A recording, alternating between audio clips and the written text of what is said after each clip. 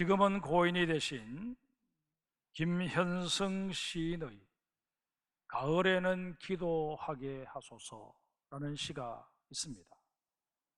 이렇게 시작합니다. 가을에는 기도하게 하소서. 낙엽들이 지는 때를 기다려 내게 주신 겸허한 모국어로 나를 채우소서. 시인은 하나님을 의지하고 믿었던 크리스찬이었습니다. 그러기에 하나님께서 다스리시는 하나님의 나라가 자신에게는 모국이라는 인식이 있었습니다. 이렇게 볼 때 지금 시인이 노래하고 있는 겸허한 모국어는 성부 하나님과 소통하는 기도의 언어를 말한다. 그렇게 보아야 할 것입니다.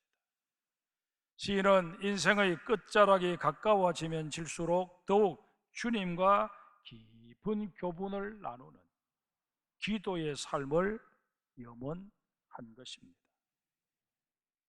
우리 성도님들 중에도 연세가 많으셔서 인생의 겨울로 접어드신 분들이 없지 않으십니다.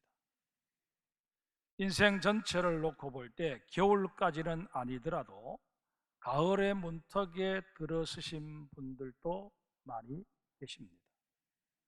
나머지 분들 역시 지금 당장은 아니더라도 인생의 가을이 나도 모르는 사이에 성큼 다가서는 것을 피할 수 없을 것입니다. 그러기에 이제 우리도 겸허한 모국어로 나를 채워달라고, 세상의 언어들은 이제 좀 절제하고 기도의 언어들에 보다 친숙해지기를 소망하고 염원해야 할 것입니다. 오늘 읽은 시편 19편은 다윗이 여호와께 자신의 온 영혼을 받아 주시기를 바라는 마음에서 지어 부른 노래입니다. 그런데 이 시편 19편을 가만히 살펴보면 다윗이 드린 이 기도 속에는 팀 켈러가 말한 세 가지 유형의 기도, 위를 향한 기도, 안을 향한 기도, 밖을 향한 기도가 다 내포되어 있습니다. 위를 향한 기도의 대표적인 유형이 감사와 찬양입니다. 다윗은 이 시편 19편을 시작함에 있어서 하나님의 영광을 선포하는 일에 상당 부분을 할애하고 있습니다. 본문 1절을 보십시다. 하늘이 하나님의 영광을 선포하고 궁창이 그의 손으로 하신 일을 나타내는도다. 시인은 우주 만물의 웅대함과 장엄함이, 그러면서도 소름 끼칠 정도로 섬세함이 저절로 이루어진 것이 아니라 하나님의 크고 놀라운 계획과 또 의도 속에 이루어진 일이라고 노래하고 있습니다. 또한 2절부터 4절까지는 그렇게 창조된 이 우주가 지금에 이르기까지 연속성을 가지고 존속하고 있음을 노래하고 있습니다. 시인은 이런 사실을 재미있게 표현하고 있습니다. 2절부터 4절까지 우리 같이 한 목소리로 읽습니다. 날은 날에게 말하고 밤은 밤에게 지식을 전하니 언어도 없고 말씀도 없으며 들리는 소리도 없으나 그의 소리가 온 땅에 통하고 그의 말씀이 세상 끝까지 이르도다. 하나님이 해를 위하여 하늘에 장막을 베푸셨도다. 지금 시인이 노래하고 있는 날이 날에게 말한다 하는 이 표현이 무슨 의미일까요? 우리에게 주어진 날들을 가만히 한번 살펴보면 오늘이라고 하는 이 날은 어제의 반복인 것을 확인할 수 있습니다. 시간도 어제나 오늘이나 정확하게 24시간입니다. 해가 뜨고 지는 시각 조금씩 빨라지기도 하고 늦어지기도 합니다만은 전체적인 주기를 놓고 볼 때 일정한 것을 확인할 수 있습니다. 그렇게 한 달이 지나고 다시 이번 달을 한번 살펴보면 지난달이 반복되고 있다는 느낌을 떨쳐버릴 수가 없습니다. 한 해가 지나고 또 새로운 해가 되었을 때 그 새해라고 하는 것이 뭔가 완전히 다른 세상을 우리가 살게 되는 게 아니라 작년이 반복되고 있는 듯한 그런 또한 느낌을 받게 됩니다. 사계절의 흐름과 변화도 너무 닮아 있습니다.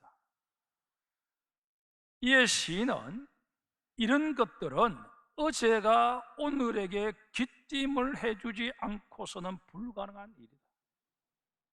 지난달이 이번 달에게 정보를 주지 않고서는 있을 수 없는 일이다. 그렇게 재미있게 표현하고 있는 것입니다. 그런데 중요한 것은 이렇게 변함없이 이어지는 낮과 낮, 밤과 밤이 우리에게 무엇을 말해주고 있느냐 하는 것입니다. 적지 않은 사람들이 이 우주의 질서정연한 반복을 우연이라고 하는 단어 하나로 정리해 버리려고 합니다. 이것은 쇳덩어리와 플라스틱과 고무, 유리 등등을 공중으로 던졌더니 펑 하는 소리와 함께 우리가 타고 다니는 자동차가 만들어졌다 라고 말하는 것보다 더 황당무계한 말입니다.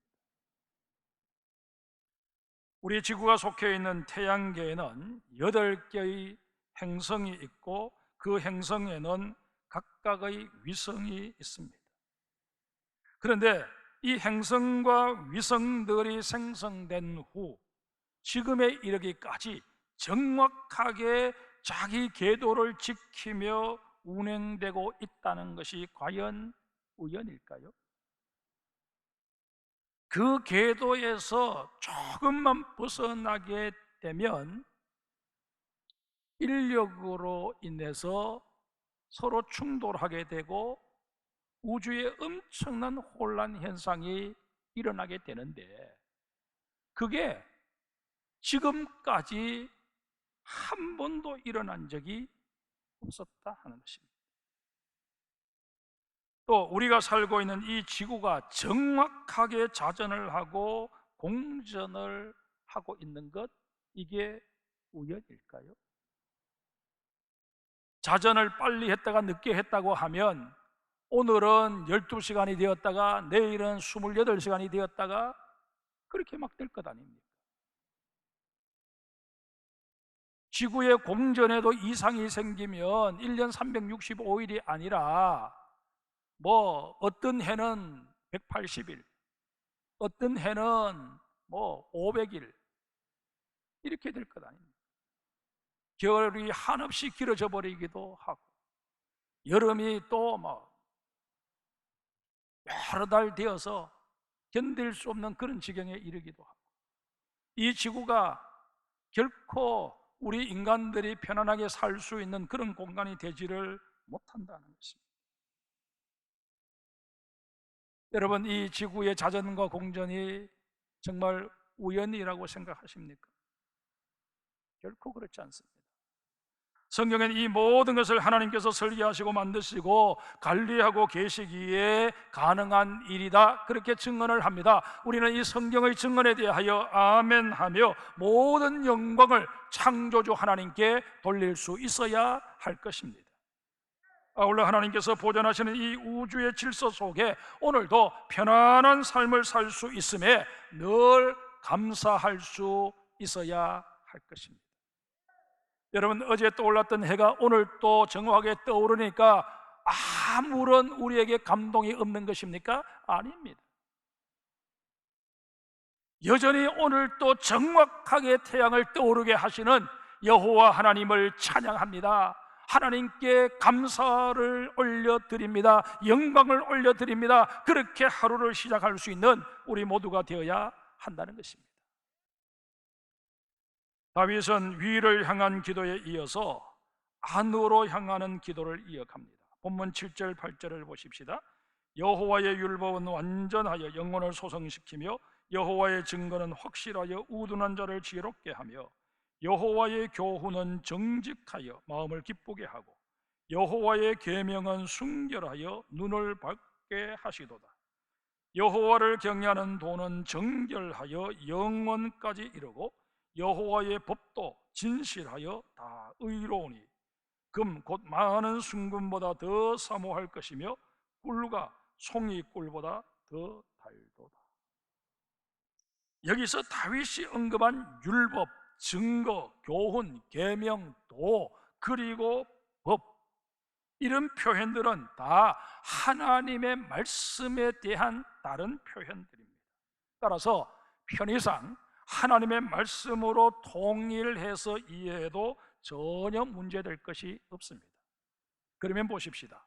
하나님께서 다윗을 통해 말씀하시는 6가지 말씀이 갖는 특징과 그로 인해 우리가 누리게 될 은택이 무엇인지 소상히 밝혀주시는 이 내용을 통해서 안으로 향하는 우리의 기도가 어떠해야 할지 그 답을 한번 찾아보십시다.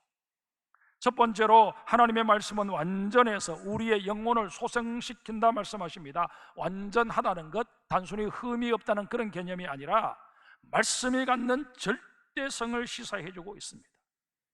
절대적인 권위를 가지고 있는 말씀이 우리의 영혼을 소성시킨다는 것입니다. 여기서 말씀하고 있는 이 소성의 개념도 우리가 잘 이해할 필요가 있습니다. 일반적으로 우리는 소성하면 다시 기력을 회복하는 것으로 이해를 합니다. 하지만 성경에서 말씀하시는 소성은 그런 어떤 개념에 더하여서 아예 우리가 걸어가고 있던 길에서 하나님이 원하시는 방향으로 돌아서는 것을 의미합니다. 하나님의 말씀이 절대적인 기준이 되어서 분명한 방향을 우리에게 제시해 줄 때 우리가 흔쾌히 그 방향으로 삶을 전환하게 되는 것, 이게 바로 성경적인 소성이라는 것입니다. 이런 의미에서 날마다 말씀을 통해 소성함의 은혜를 덧입는 우리 장성교회 모든 성도들 되시기를 주의 이름으로 축복합니다. 두 번째로 하나님의 말씀은 확실해서 우둔한 자를 지혜롭게 한다고 말씀하십니다. 확실하다에 해당하는 히브리어가 아만인데 견고하다, 지속하다라는 뜻을 가지고 있습니다. 하나님의 말씀은 세상 끝날까지 1.1핵도 없어지거나 수정되지 않습니다. 그러기에 이것이 진리인지 저것이 진리인지 헷갈려하며 영적으로 방황하는 우둔한 사람들을 바로 세워주기에 가장 적절한 것이 바로 말씀입니다.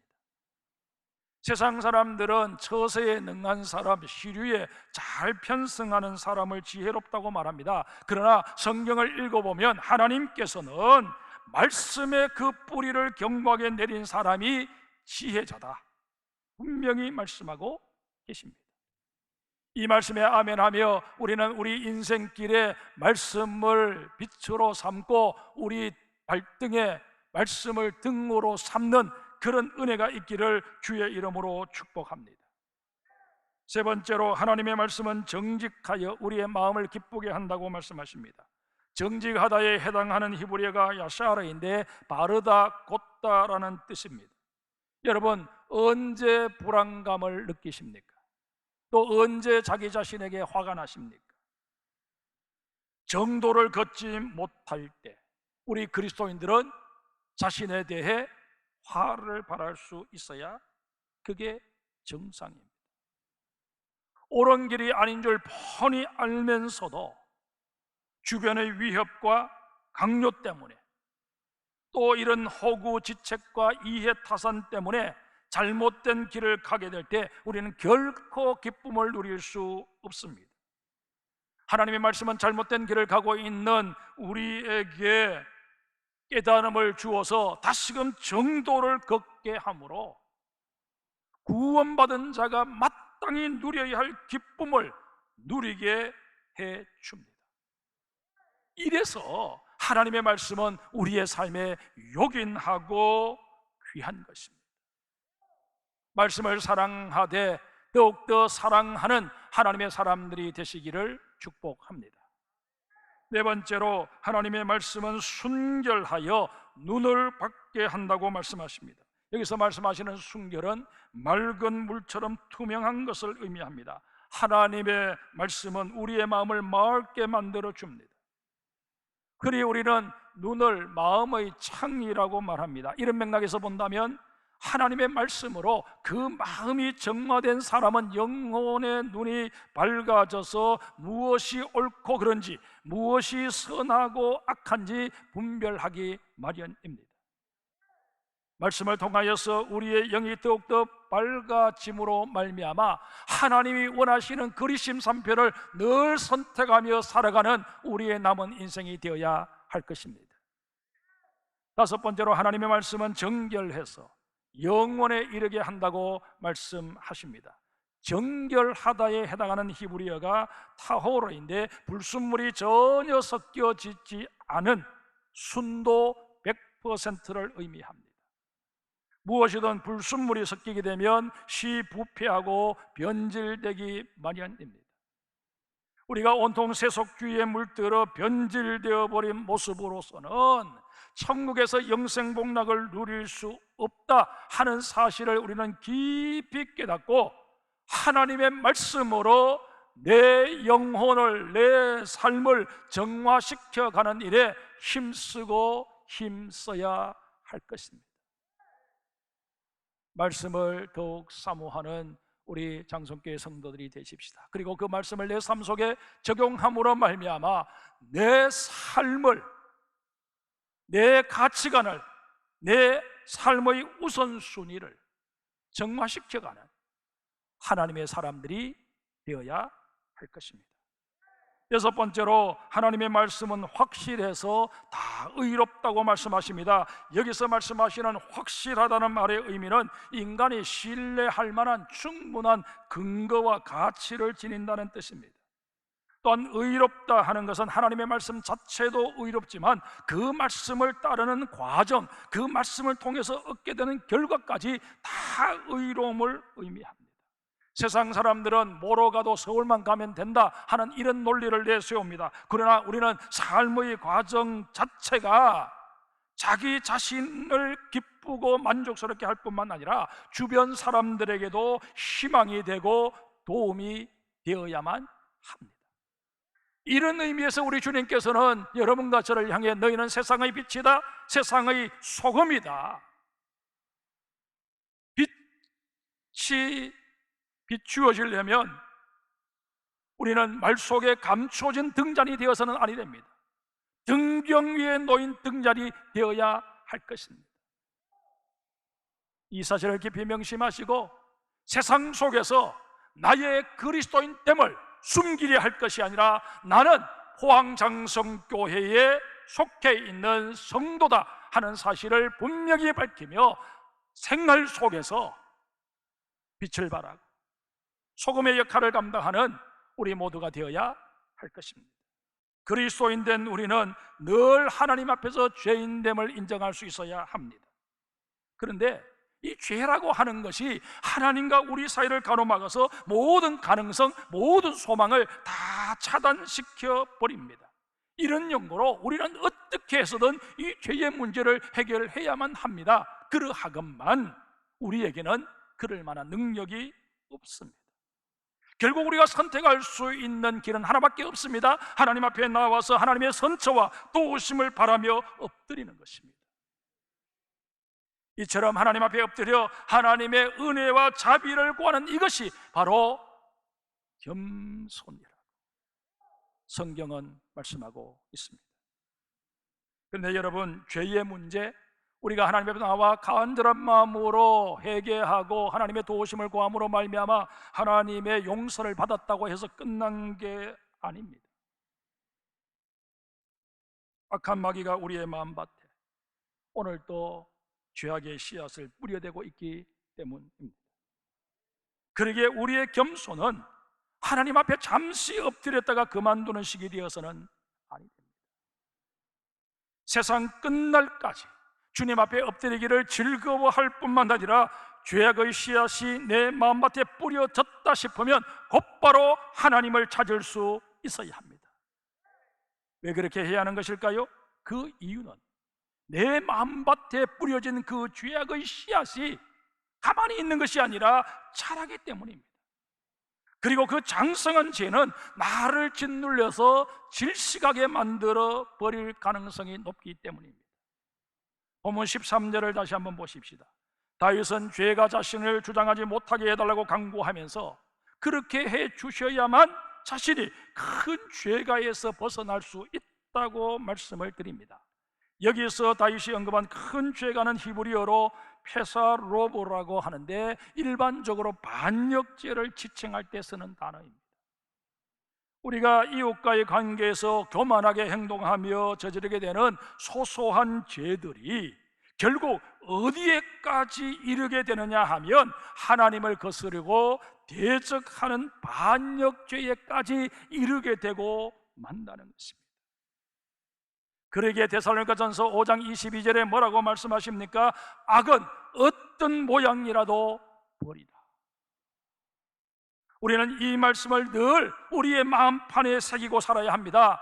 뿐만 아니라 순간순간 내 삶의 자리에서 이 말씀을 떠올리며 우리는 내게 엄습해오는 악에 대하여 방어막을 칠 수 있어야 할 것입니다.